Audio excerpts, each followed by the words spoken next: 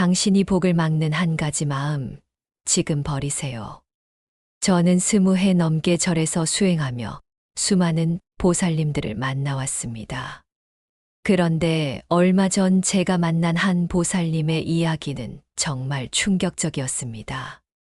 70평생을 살아오시면서 복을 받기는커녕 온갖 시련과 고통만 겪어오신 분이었는데 단 하루 만에 모든 것이 뒤바뀌었거든요. 그것도 단지 마음속 한 가지만 버렸을 뿐인데 말입니다. 이분이 무엇을 버렸는지 아시겠습니까? 바로 남을 원망하는 마음이었습니다. 그런데 이 원망이라는 게 참 무서운 독이더군요.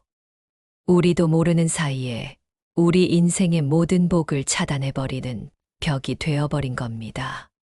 그분을 처음 만났을 때 제 눈앞에 펼쳐진 광경은 정말 충격적이었습니다.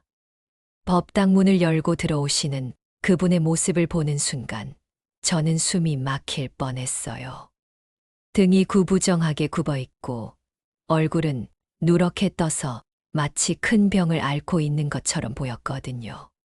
무엇보다 그분의 눈에서 보이는 깊은 절망과 원망의 빛이 너무나 처절해서 법당 안의 공기마저 무겁게 느껴졌습니다. 그분이 부처님 앞에 꿇어 앉아 기도하는 모습을 보니 가슴이 아팠어요. 두 손을 모으고 있지만 그 손은 부들부들 떨리고 있었고 입술에서는 중얼중얼 무언가를 중얼거리는 소리가 들려왔습니다. 자세히 들어보니 원망과 한탄의 말들이었어요. 부처님, 저는 도대체 전생에 무슨 죄를 지었길래 이렇게 살아야 하나요? 하루하루가 지옥 같습니다. 언제까지 이렇게 살아야 하나요? 그분의 목소리에는 삶에 대한 완전한 절망이 배어 있었습니다. 저는 그분이 기도를 마칠 때까지 조용히 기다렸다가 다가가서 말을 걸었어요. 보살님, 안녕하세요. 저는 이 절의 스님입니다. 많이 힘드신 것 같은데 혹시 괜찮으시다면 이야기를 들어보겠습니다. 그러자 그분이 고개를 들어 저를 바라보셨는데 그 눈에서 흘러내리는 눈물을 보는 순간 저도 모르게 가슴이 먹먹해졌어요. 그분은 한참을 말없이 저를 바라보시더니 마침내 입을 열어 자신의 이야기를 시작하셨습니다. 스님, 저는 박순자라고 합니다. 올해 71살이에요. 서울에서 작은 슈퍼마켓을 운영하고 있는데 제 인생을 돌아보면 정말 한 번도 좋은 일이 없었어요. 태어나서부터 지금까지 고통과 시련의 연속이었습니다. 순자 보살님의 이야기를 들어보니 정말 기가 막혔습니다. 한 사람이 평생 이렇게 많은 고통을 겪을 수 있을까 싶을 정도였거든요. 그분의 고통스러운 인생사를 들으면서 저는 마음이 너무 아팠습니다. 스님, 저는 정말 팔자가 사나운 사람인가 봅니다. 남편은 술주정뱅이의 도박꾼이었고 시어머니는 저를 하루도 편하게 두지 않으셨어요. 자식들은 크고 나서 연락도 안 하고 사업은 하는 족족 망하고 온몸은 병들어가고 이런 제가 부처님께 기도해도 될까요? 하늘이 저를 버린 것 같아요. 그분의 목소리가 점점 작아지면서 마지막에는 거의 흐느끼듯 말씀하시더군요. 저는 그분의 손을 가만히 잡아드리면서 천천히 이야기를 들어보자고 했습니다. 오늘 제가 여러분께 들려드릴 이야기를 끝까지 들어보시면 왜 부처님께서 원망을 버리라고 그토록 강조하셨는지, 그리고 어떻게 한 사람의 마음이 바뀌는 것만으로도 인생 전체가 완전히 달라질 수 있는지 깨닫게 되실 겁니다. 순자 보살님의 이야기는 단순한 개인의 체험담이 아니라 우리 모두에게 주어진 희망의 메시지입니다. 순자 보살님의 고통은 22살에 시집을 가면서부터 시작되었습니다. 시댁은 서울 변두리의 작은 한옥이었는데 시어머니는 며느리를 맞이하면서부터 하루도 편하게 두지 않으셨다고 해요. 며느리가 이 모양이니 우리 집안이 망하는 거야. 너 때문에 우리 집에 복이 안 들어온다. 도대체 어느 집 딸이기에 이렇게 가정교육을 못 받았어. 이런 말을 매일같이 들으며 살아야 했답니다. 순자 보살님이 뭘 해도 트집을 잡으셨어요. 밥을 해도 짜다 싱겁다. 청소를 해도 깨끗하지 않다. 빨래를 해도 제대로 안 했다며 매일같이 잔소리와 구박을 하셨어요. 새벽 5시에 일어나서 시어머니 세수물을 떠다 드리고 아침 식사 준비를 하고 온 집안 청소를 마쳐도 시어머니는 만족해하지 않으셨답니다. 그러면서 동네 사람들한테는 이렇게 말하고 다니셨어요. 우리 며느리는 정말 게을러요. 손도 느리고 머리도 나빠서 뭘 시켜도 제대로 하는 게 없어요. 우리 아들이 복이 없어서 저런 며느리를 만났나 봐요. 순자 보살님은 이런 말을 들을 때마다 가슴이 찢어지는 것 같았다고 하시더군요. 친정에서는 아버지가 일찍 돌아가셔서 어머니 혼자 고생하며 키워주셨는데 결혼해서도 이런 대접을 받으니 너무 서러웠다고 해요. 그런데 더 가슴 아픈 것은 남편분도 아내 편을 들어주지 않았다는 거예요. 시어머니가 며느리를 구박해도 모른 척했고 오히려 어머니 말이 맞다고 하면서 아내를 나무라기까지 했답니다. 엄마 말씀이 틀린 게 있어. 당신이 좀 더 잘하면 엄마가 뭐라고 안 하실 텐데. 왜 매번 엄마를 화나게 해? 남편의 이런 말을 들을 때마다 순자 보살님은 세상에 혼자 남겨진 것 같은 외로움을 느꼈다고 하시더군요. 결혼 전에는 다정했던 남편이 결혼 후에는 완전히 다른 사람이 되어버린 거예요. 설상가상으로 남편은 술을 마시기 시작했습니다. 처음에는 가끔 친구들과 만나서 한두 잔 하는 정도였는데 점점 횟수가 늘어가더니 나중에는 거의 매일 술을 마시고 들어왔어요. 술만 마시면 화풀이 대상은 언제나 순자 보살님이었답니다. 당신이 복도 없고 재수도 없어서 우리 집이 이 모양인 거야. 시어머니한테 잘 보이지도 못하고 집안일도 제대로 못하고 도대체 당신이 뭘 할 줄 아는 거야. 술에 취한 남편은 때로는 물건을 집어던지기도 했고 심한 날에는 손찌검까지 했답니다. 순자 보살님은 그럴 때마다 방 한 구석에 몸을 웅크리고 앉아서 소리 없이 눈물만 흘렸다고 해요. 스님, 그때 제 마음을 아시겠어요? 정말 죽고 싶었어요. 하지만 죽을 용기도 없었고 친정 어머니 생각하면 그럴 수도 없었어요. 그냥 하루하루를 버텨나가는 것만이 전부였습니다. 그래도 순자 보살님은 참고 또 참으셨답니다. 언젠가는 상황이 나아질 거라는 희망을 가지고 말이에요. 그리고 무엇보다 자식들만은 잘 키워보겠다는 일념으로 모든 걸 견뎌내셨어요. 첫째를 낳고 둘째를 낳고 셋째까지 낳아서 기르면서 순자 보살님의 하루는 더욱 바빠졌습니다. 새벽 5시에 일어나서 밤 12시까지 쉬지 않고 일하셨어요. 시어머니 시중에 남편 뒷바라지에 아이들 키우는 일까지 모든 것을 혼자서 감당해야 했거든요. 아이들이 어릴 때는 밤에 열이 나거나 아프면 혼자서 업고 병원에 뛰어가야 했어요. 남편은 술에 취해 있고 시어머니는 며느리 일이라며 모른 척 하셨거든요.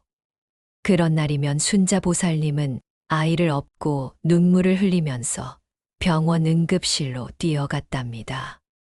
그때 제가 얼마나 원망스러웠는지 아세요? 왜 나만 이렇게 살아야 하나?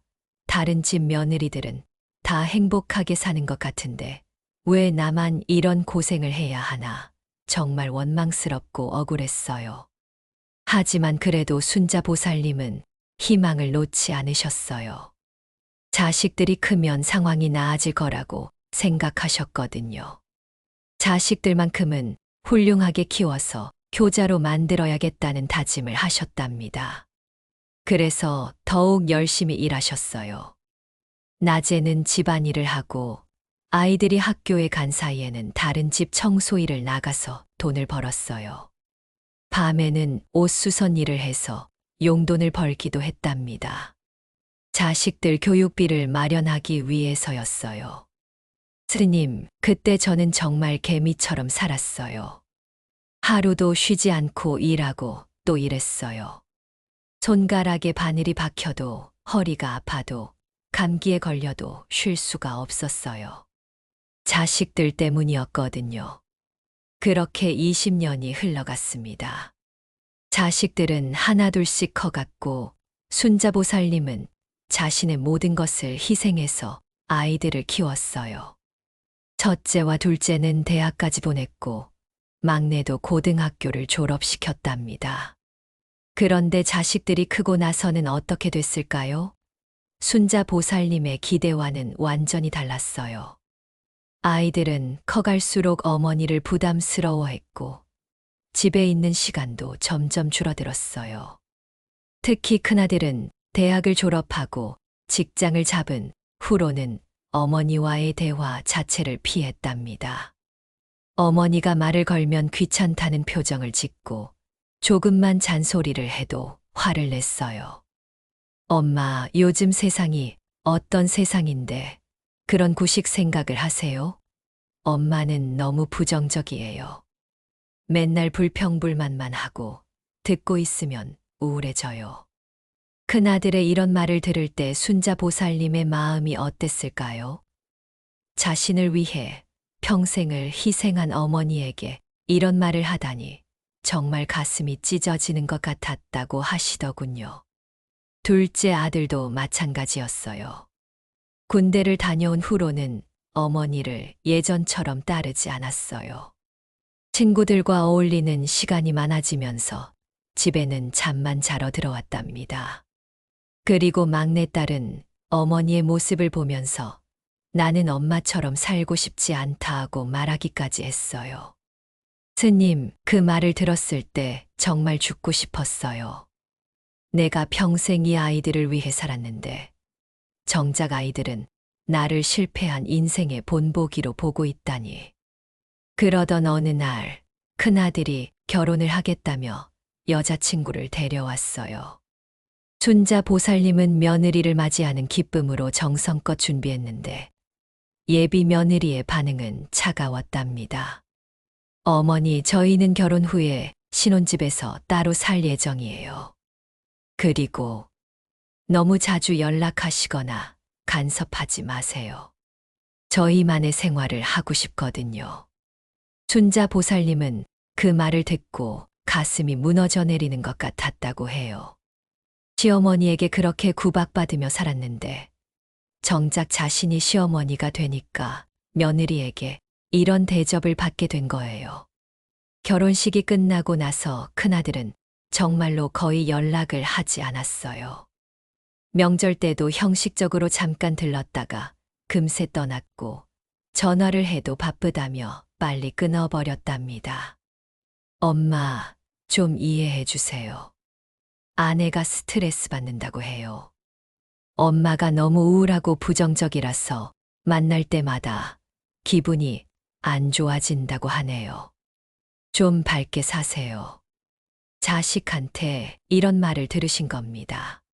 평생 자식들을 위해 모든 걸 희생했는데 정작 자식들은 어머니를 짐스러워하는 거였어요. 둘째와 셋째도 마찬가지였답니다. 각자의 삶이 바빠지면서 어머니와는 점점 멀어져 갔어요. 스님, 그때 제 마음을 아시겠어요? 정말 배신감이 컸어요. 내가 이 아이들을 위해 청춘을 다 바쳤는데, 건강도 다 잃었는데, 정작 아이들은 나를 부담스러워하다니. 정말 원망스럽고 억울했어요. 그러니까 순자보살님 마음에는 어떤 감정이 쌓였을까요? 바로 원망이었습니다. 시어머니에 대한 원망, 남편에 대한 원망, 자식들에 대한 원망, 그리고 자신의 팔자에 대한 원망까지. 이 원망들이 마음속에 켜켜이 쌓여서 단단한 벽이 되어버린 거였어요. 그런데 여기서 끝이 아니었습니다. 순자 보살님이 60살이 되던 해 더 큰 시련이 찾아왔어요. 남편이 갑자기 뇌졸중으로 쓰러지신 거예요.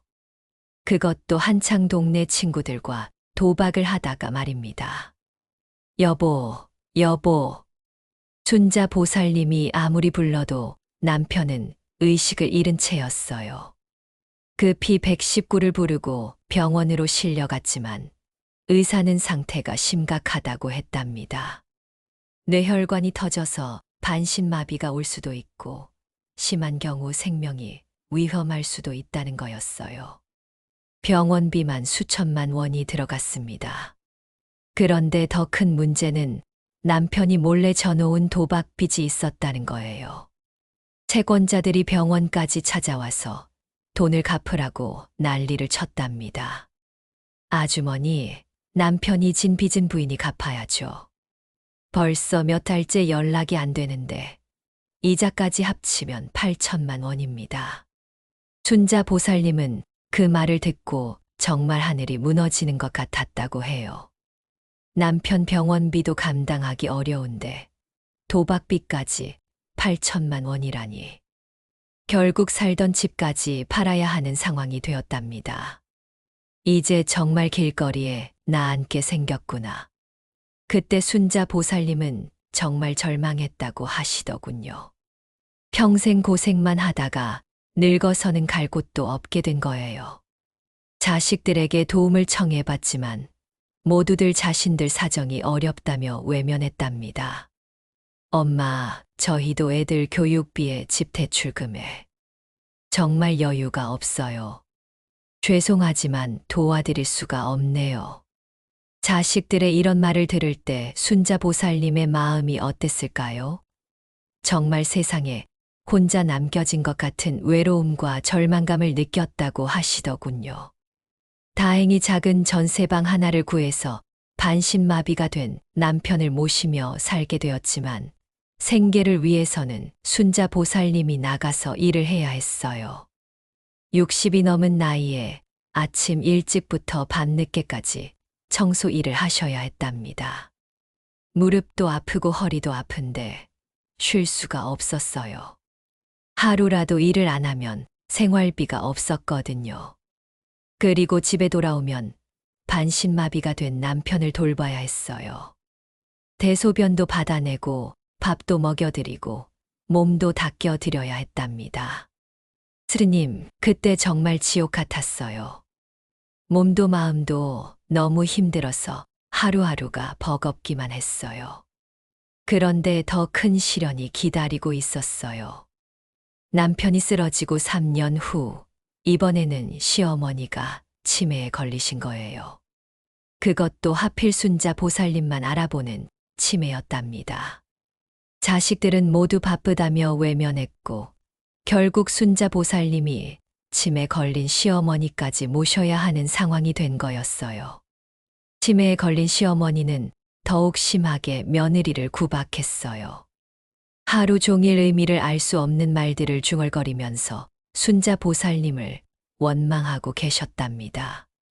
너 때문에 우리 집안이 망했다.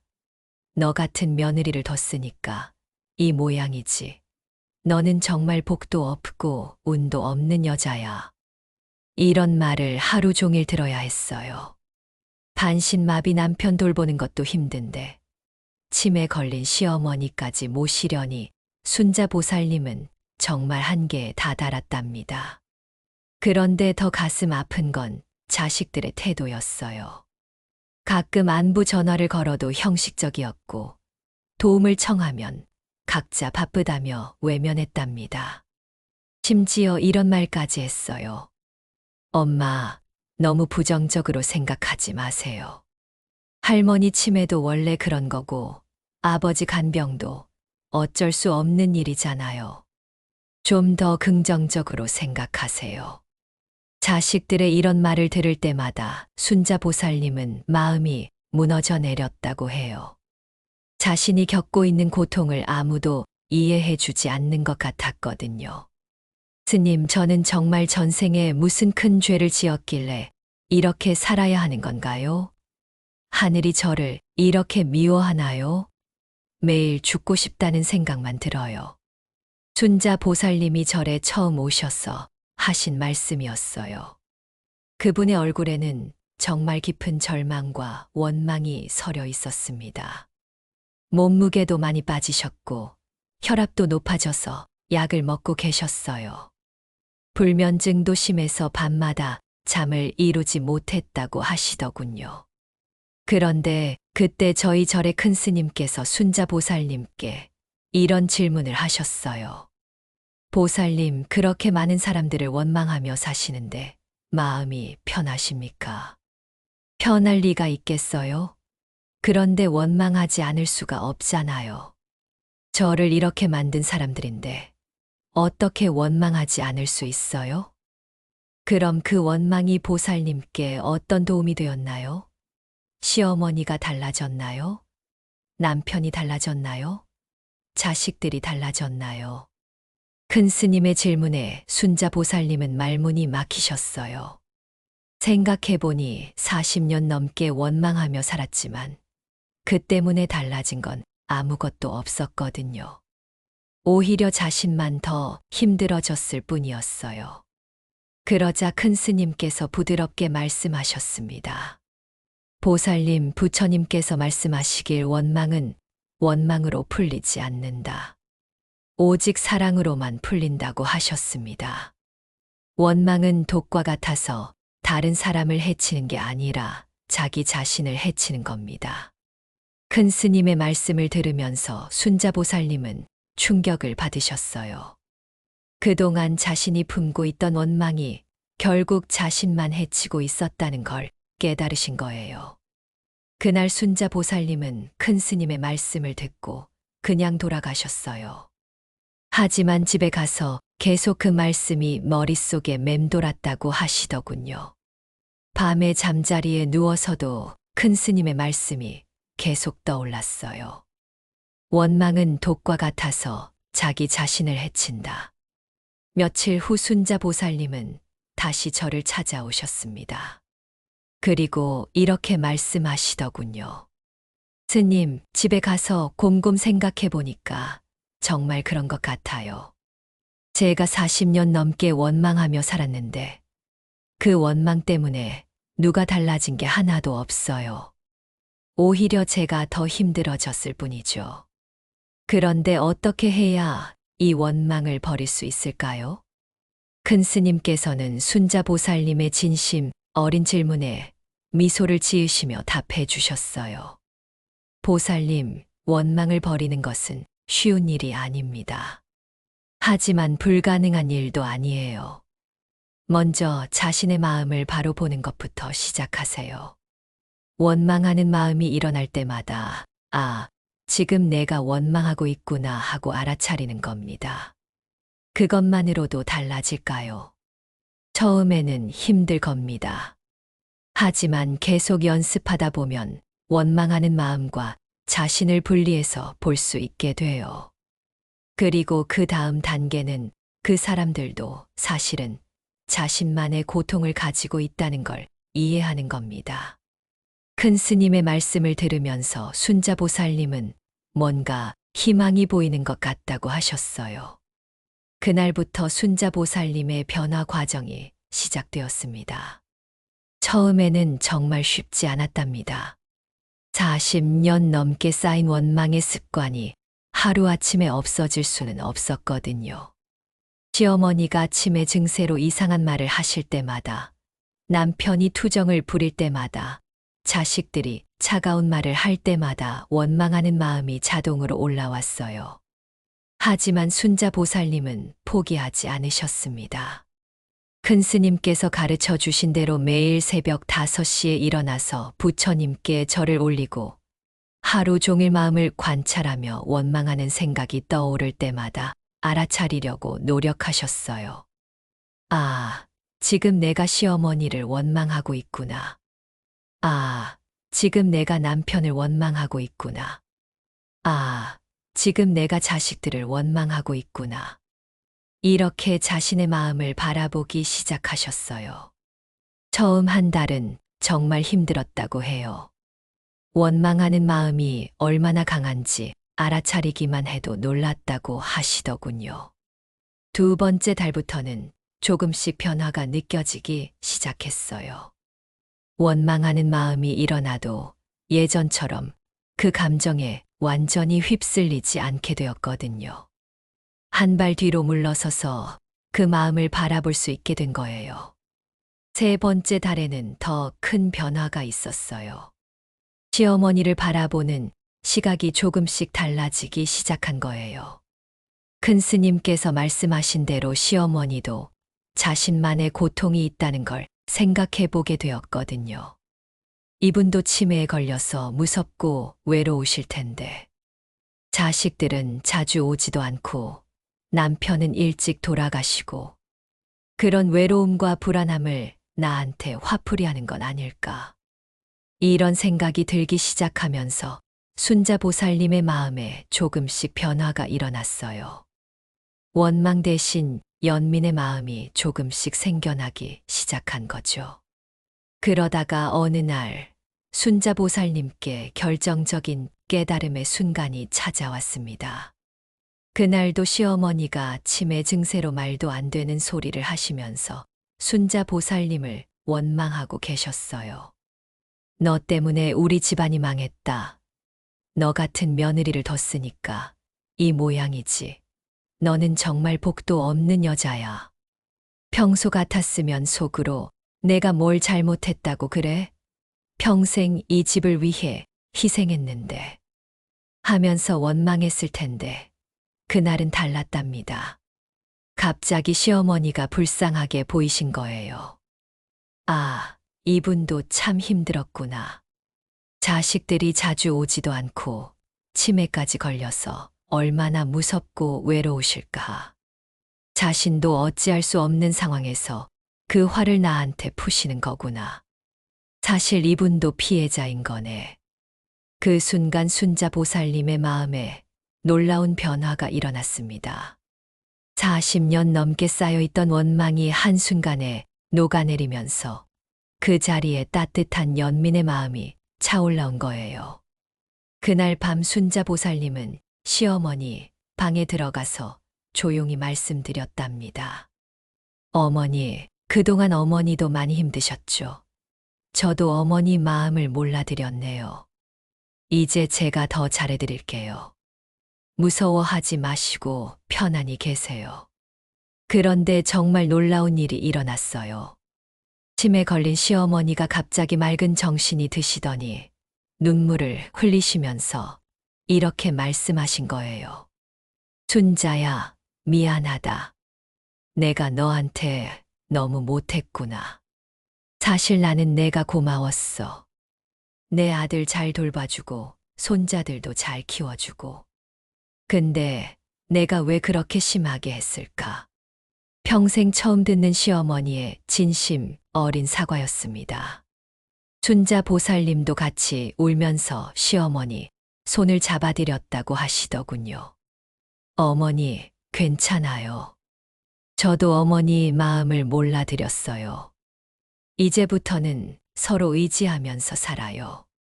그날 밤 두 분은 평생 처음으로 진정한 모녀가 되었답니다.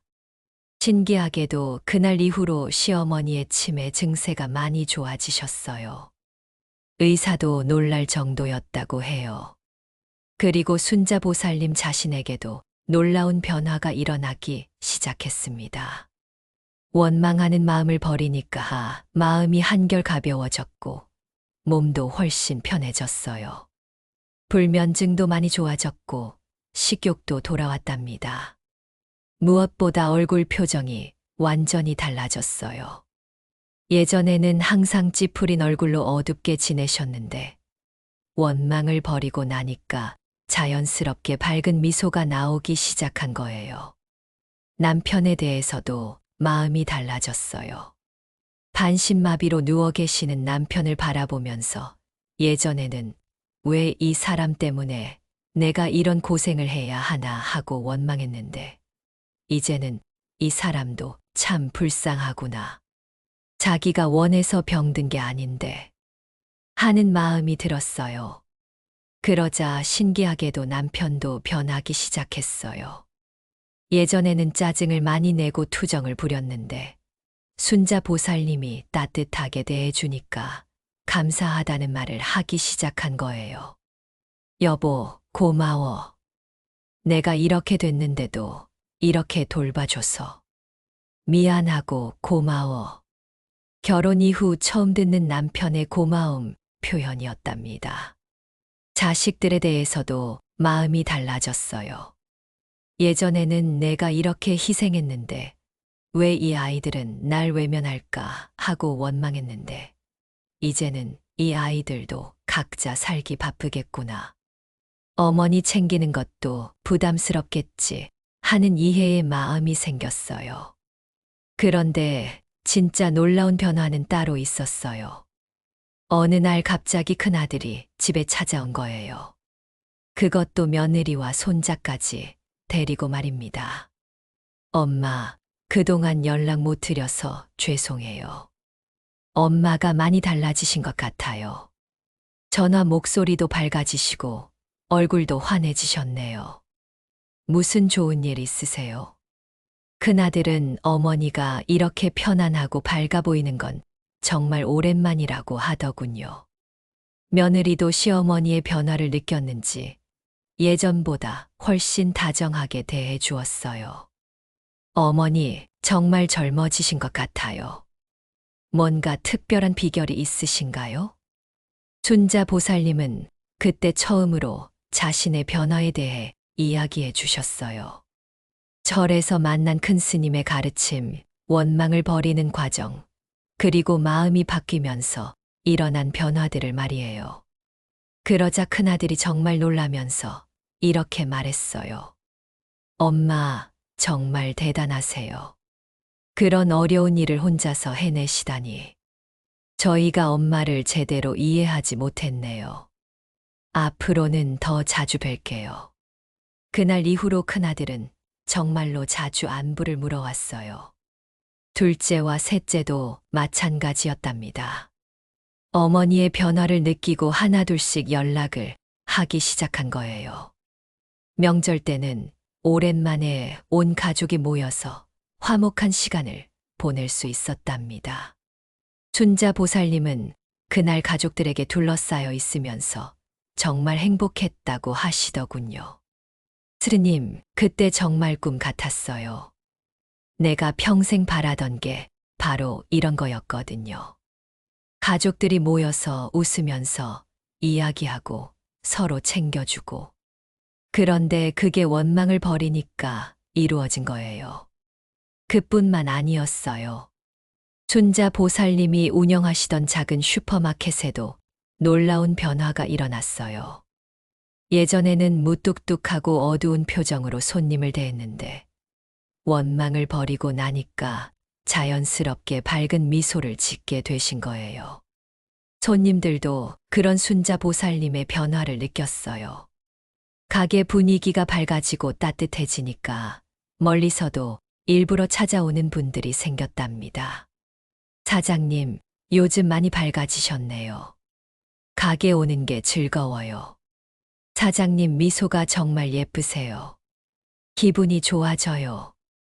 이런 말을 들을 때마다 순자 보살님은 신기했다고 해요. 아무것도 바뀌지 않았는데, 단지 마음만 바뀌었을 뿐인데 모든 게 달라진 거였어요. 매출도 늘어났어요. 단골 손님들이 많아지고 입소문을 타고 새로운 손님들도 찾아왔거든요.